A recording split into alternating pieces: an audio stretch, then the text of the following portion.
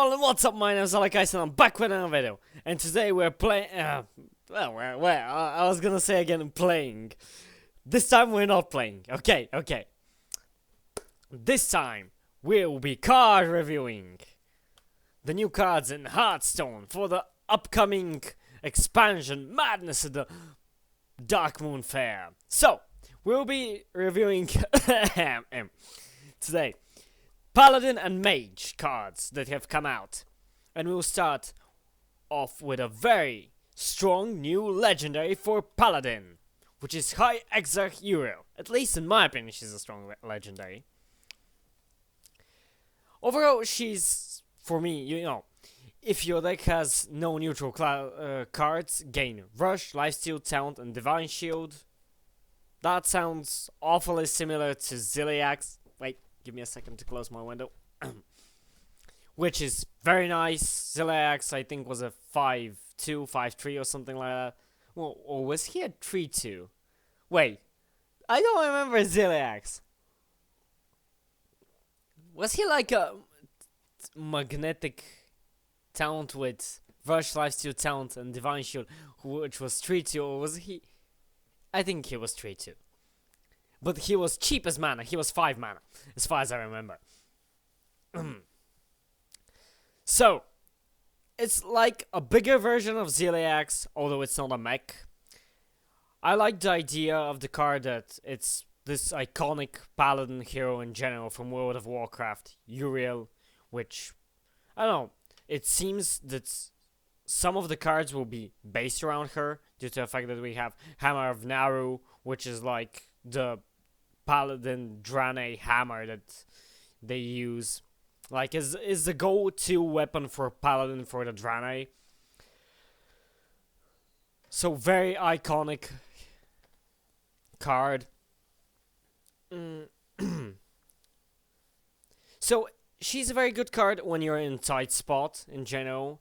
Because, you know, like that quick lifesteal, like that quick heal for you, which is very good for the Paladin overall. Because Paladin tends to need like a little bit of lifesteal cards. Yeah, I know that there's, I think, 1 or 2 new lifesteal cards that we got in this expansion. But, you know, like, I'm happy that we're getting another one as a fan of Paladin. I really like the fact that we're getting this card. It's good on curve for me, because, you know, you play a big minion on 8, which is a talent as well. It can protect your face. It is a bit expensive, so sometimes it will not be able to get you out of a tough spot. And I don't think it's good to top deck her early on. I would prefer, like, having a well-balanced hand and having curved and, like, playing her for me to get out of a tough situation. Especially, it's not something that I would coin out or something like that. And it's not too major of a turn, you know, overall. So, let's move on. Pretty expensive, by the way, because it's a legendary, so if you want to craft her, that will cost you a lot, obviously. Oh, one thing to note. I think the fact that it's for pure Paladin is very important to note here. Yeah, and I know that Paladin currently has moved in this direction in general to keep on staying pure Paladin, like not having neutral cards. Which is kinda interesting way for the Paladin to move, and it's kinda cool for me at least. Because I like in general Paladin cards and Paladin team things, so I like the fact that Paladin is keeping this team and that he's trying to avoid the neutral cards. So maybe this will be a good card for him overall. Let's move on to the next one, the Balloon Merchant. So, Balloon Merchant. For me, this is a better card. Well, let's read the effect first. Okay, let's get this out. Because I haven't done any card reviews, it's a little bit hard for me to make card reviews. And I may be a little bit dumb and forget most of the things that I want to say. So let me point this out beforehand, okay? So, Balloon Merchant. Battle Cry give you a Silver Hand Recruits, +1 attack, and Divine Shield. For me, this, and it's a 3/5 for 4 mana overall. For me, this is a better card for Wild, because it has more synergy. Like, there was a weapon for the Paladin that, I don't know, generated you 2 or 3 Silver Hand Recruits when you attacked, and it's for Wild currently. While I was playing the Talon Bro recently, the Bro of Godliness or whatever, I played with that weapon again. So yeah, it was something like that, and I looked a little bit through the old cards, and I think that this has much more synergy with Wild currently. I don't know, maybe there will be something new coming out, because there are a few of these cards that have that we can see here for Paladin that have synergy with Silverhand Recruits. So I think maybe they'll try and push something with the Silverhand Recruits again, and as almost every other expansion, there has been something that buffs Silverhand Recruits in a way, or just buffing things that are useful for the Silverhand Recruits. But still, it gives them more survivability, it gives you some power overall for your Silverhand Recruits, so they can push face or clear something on the board. It's not good using it just this in your hero power, so it's not something you would use on turn 6, because it doesn't give your Silverhand Recruits rush or anything that major. But giving them Divine Shield gives them that survivability and gives them only 1 attack, so you want at least 2 or 3 Silverhand Recruits on the battlefield before you play this. Like, if you combine it with something else that generates you Silverhand Recruits and your hero power, that would be perfect. Especially if your Silverhand Recruits can attack this turn.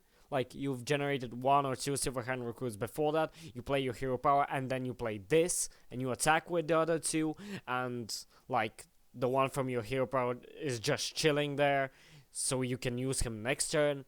I think something like this would be the synergy that you would call for. I wanted to note something on the art style of this card, which I really liked. First of all, the balloon merchant, the big ogre dude, he's giving a yellow balloon to the gnome, which is kind of cool because, you know, Divine Shields are yellow, and the other gnome girl is holding a sword, which I think must resemble something like the Ashbringer or something like that. I mean, it's definitely a paladin sword, and yeah, overall, this is what I want to say about the card. And a 3/5 for 4 mana, not something too big, like, not something that's game changer, but the effect may be very, very good in Wild, especially where you can buff your Silverhand Recruits there a lot, and you can summon a lot of Silverhand Recruits. Just generally generate them on the battlefield and use them. So, we're moving to the Carousel Gryphon. 5 mana, 5/5, Divine Shield. If it's corrupted, gain 3/3 and taunt. And here's the corrupted version, which you can see down there. So yeah, it general gets like a big 8/8 for 5 mana.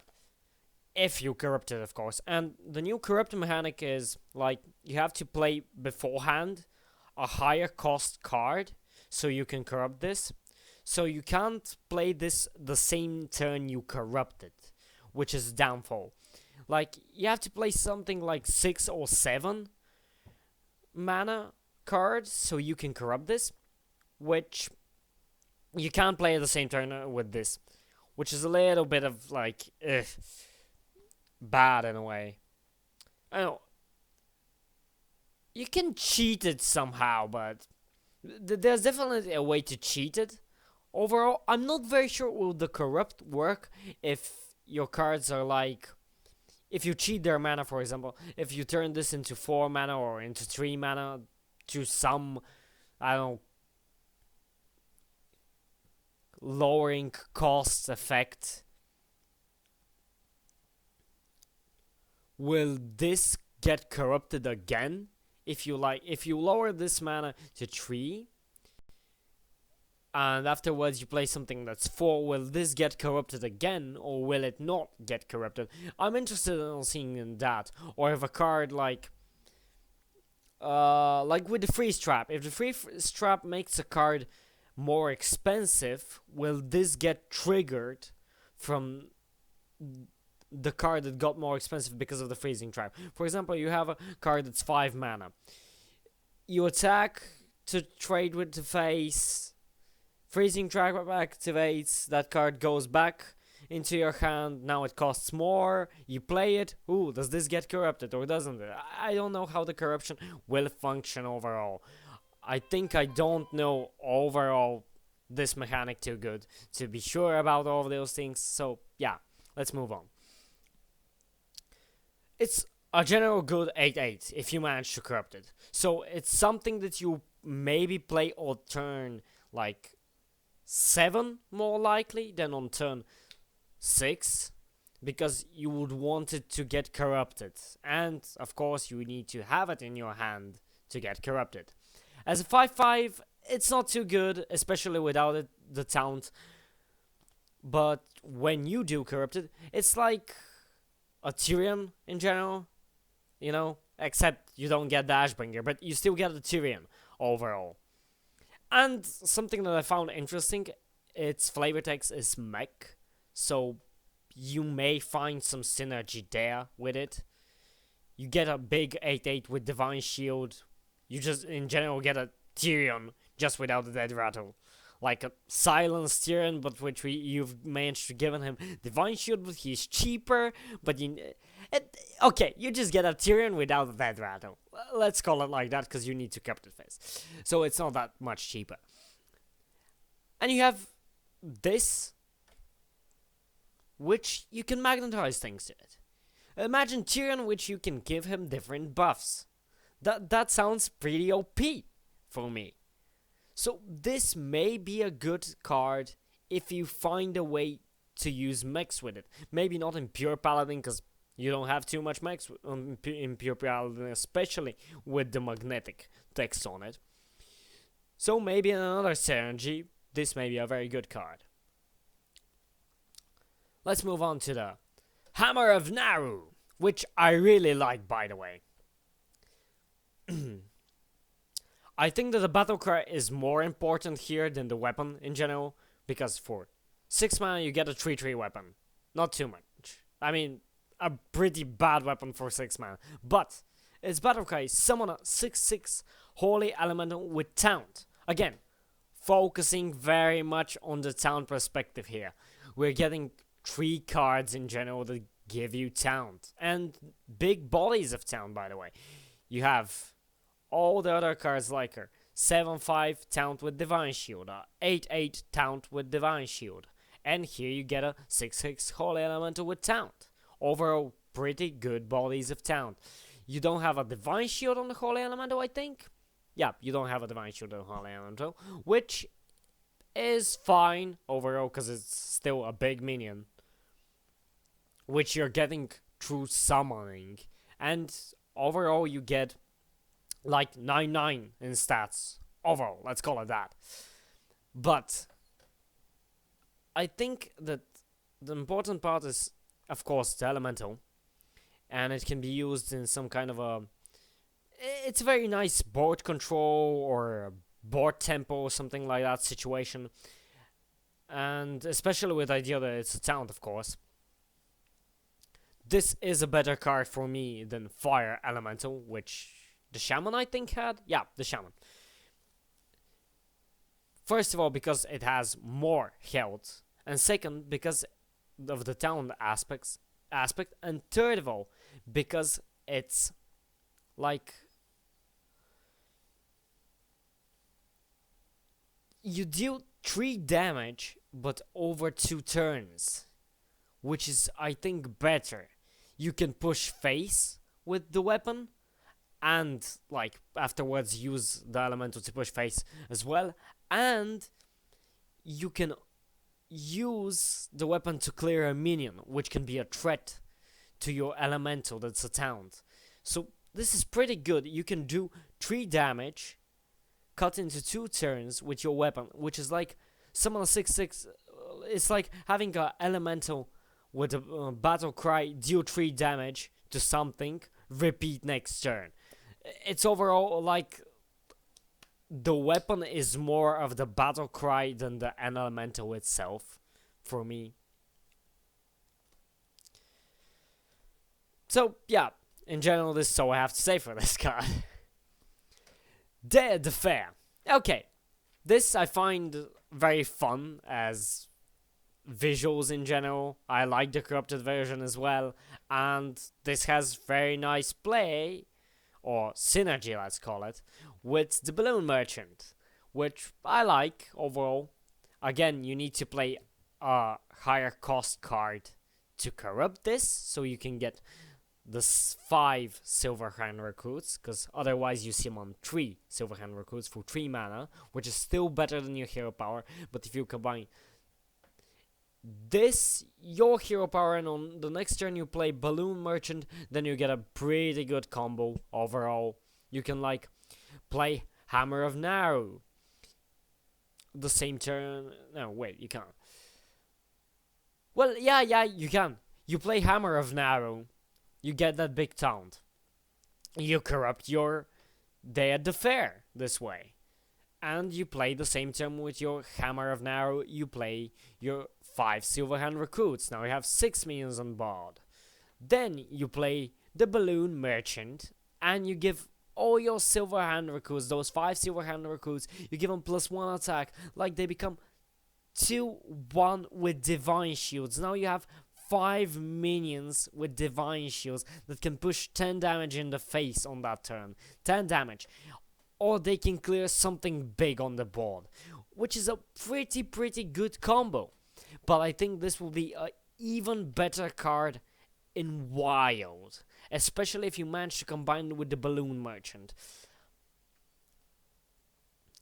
I think that combined, those cards can give you a very solid deck revolving around Silverhand recruits in Wild. Maybe. I'm not very sure, and do not quote my words. Do not take my words for granted. I do not understand the game that good, but still, I think that you can come up with a pretty solid deck using Silverhand recruits and using Day at the Fair and the Balloon Merchant. So, let's move on to Mage is the other class that I will reveal today. I had to drink some water, and we'll go this time from backwards to front, which will be the ring toss. For me, the uncorrupted version is a bit bad. Like, Mage Secrets cost 3. For 4 mana, you'll discover a secret and cast it. Which, if I wanted a specific secret, this much to play it a turn 4, well, I mean, it's not too good for 4 mana.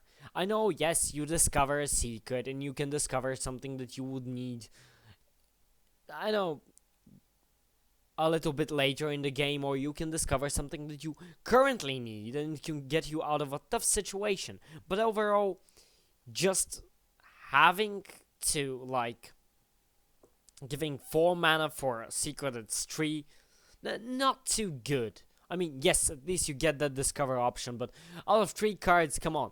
There's like 6 or 7 Mage Secrets. From 3 cards, you can always get bad choices. So, pretty unreliable overall. But, the corrupted version is very good for me. Like, you get discover 2 secrets and cast them. You're cheating out a little bit of mana here. Like, you're cheating out 1 or 2 mana, let's call it that. Overall, because you still need to corrupt this. That's why I'm saying that you're cheating around 1 mana overall. Because, like, you need to corrupt it at least with 1 mana up. So, yeah, you won't be probably playing this on the same turn as the card you're using to corrupt it. Overall, maybe. but you can still cheat it. So you can still cheat a little bit of mana, because 2 secrets is 6 mana, and so on. And you can get 2 very different secrets out of this, due to the fact that you discover. And that's a bit wider pool from which you can choose secrets, because having 2 discovers, like, that puts it at 6 cards. Yeah, you can see the same secrets, but probably when one of them is already played, you won't get that same secret to discover, because it can be played the same turn. I don't know how this card will work, because if it's able to give you the same secrets it gave you the first time, it will be a little bit bad. But if it gives you different secrets, like it does not repeat the first 3 secrets that it gave you to discover from, then it will be much better. Or wait, do you discover 2 secrets like you pick both of them at the same turn? Because if you pick both of them at the same turn, that's not as good as having, like, first 3, from which you pick 1, and then 3 more to pick 1 from them again. If you just get 3 secrets and you pick 2 from them, that's a little bit worse. Or do you get 4 secrets and you just pick 2 of them? How does... you know, this needs to be played out for me to be really sure if this card is good. Depending on how it works, because maybe I just don't understand the text correctly, but yeah. How does... okay, just leave it there. By the way, very cool thing in the art style, like the rings that are being tossed at the turtle, they have to symbolize different secrets, I think. That's the idea. That's why we have the yellow ones, which are the Paladin, we have the green ones, which are the Hunter, and so on and so on. So, yeah. Overall. That's it. And the blue ones that are Mage, of course. So, let's move on to the Victfair game, which is a secret, by the way, and it combos with this. Well, it doesn't directly combo, but, you know, from this you can probably discover Victfair game. Which I do like, because it's overall pretty okay card. I mean, it's not amazing. Yes, draw 3 sounds very good overall. I don't know what's up with Dart, by the way. What's wrong with his head? Is that a metal rod up his neck, or is he... or I don't know. There's something weird about this guy over here on the right. I like the Murloc balloon, by the way. And you can see him holding a nail and just nailing these down so they cannot fall, like they're the targets and you can't push them. Oh no, I hit the target but it didn't fall. How unlucky. Well, he rigged it. He nailed them to the board and now you can't push them down. Well, yeah. And by the way, I like the idea of this card, because you have to try and lie to your opponent what kind of secret you've played. At least this is one of the strategies that you can go for. For example, he has 3 minions on board, and they're around 3 health or 2 health or something like that. And you play a secret and he's like, oh no, I won't attack face due to the fact that he played Flame Ward, and if I attack with my minions they'll die. And then on your next turn, haha, your secret activates. You draw 3 cards. It was not a Flame Ward, but now you draw a Flame Ward. You play your Flame Ward and his minions still die. Something like that. Overall, like, you have to cheat to your opponent. It's not cheating, but you're lying to him. You're trying to trick him is the right word that I'm looking for. You're trying to trick him so he doesn't attack your face and you don't get, like, so you can get your 3 cards. Not only that, but I think that this card can get you out of a tough situation at some occasions. Like if you have a big taunt on board, which Mage doesn't always have that, but Mage can find it through random card generation or, you know, other things like that. So, yeah, for example, you have a taunt on board, but you almost ran out of fuel, and you need to finish this fight. ooh, you play this, you draw 3 cards, you get your fuel, you pyroblast him in the face or something like that, or you get a fireball and you shoot him directly, or you kill that big minion which was on your way, and you win. It can be used offensively and defensively. You can find cards so you can kill your opponent, you can make... And defensively, again, with the trick part, you can trick him that this is something else, and this way force him not to attack. Like, you can trick him that this is vaporize, and that way you won't get damage. Not only not getting damage, but you'll get rewarded for not getting that damage, for tricking your opponent. And you can also trick your opponent that this is Victfair game. So, like, you play this on turn 3 and he's like, aha! Now I know that you have Victfair game and I want to attack you. And he attacks you instead of trading into your minion, and then you use that minion to trade into his or something like that. Or to kill another minion that he summons the next turn or something like that. So you can think of a lot of creative ways using this card and playing around it, I think, which is very important for me. And yeah, that's overall I have to say for it. Now, moving on to Occult Conjurer. Battle Cry, if you control a secret, summon a copy of this. No brainer. I mean, it's a 4 mana card summoning a 8/8 overall. What more do you want? It's like a mountain giant or a sea giant or something like that. Basically, if you played a secret last turn and it did not get activated, or if you play a secret this turn, you overall cheat 8/8. And it's even better, it can't get polymorphed or directly killed in a way, like with...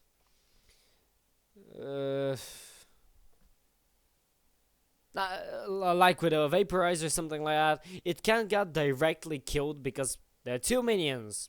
Great, with one you can face, with the other you can trade. But overall you get 8/8 in stats, so you get a big minion, especially if you manage to play on curve and like play something on 3, afterwards play this on 4, get those 2 4/4s on the board, and you win the game. Overall, as it seems, for me at least, so far, Mage is getting a secret bucket this expansion. This may be even good for Wild, and it can be good with a lot of different types of synergy, especially in Wild, I think, maybe. Overall, all the cards that I saw currently, I think are better, most of them in Wild. I don't know, maybe this is just me talking nonsense, but yeah. Okay, I'm gonna end this video here, and I'll probably make more card reviews in the following days. So I hope you enjoyed this video, and I hope I'll see you in the next one. Bye for now.